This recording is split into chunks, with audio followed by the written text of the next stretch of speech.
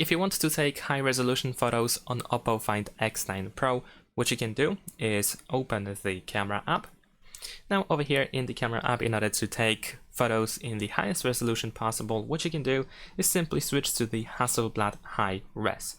Over here at the top we can enable 200 megapixel camera. This of course allows you to get the highest resolution possible. Now if you tap on these three dots, there's unfortunately not much in here. We can only enable 4K in motion photo, but then we actually disable 200 megapixels and we cannot really adjust the zoom. We only have 3x. So this is pretty unchangeable, if that's how I can call it. We cannot really make any adjustments, and we can just simply take a photo like this.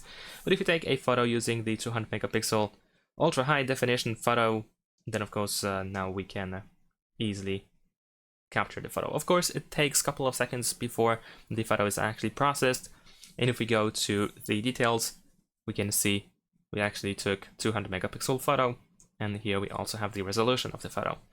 And that is pretty much it. Thanks for watching, leave a like and subscribe.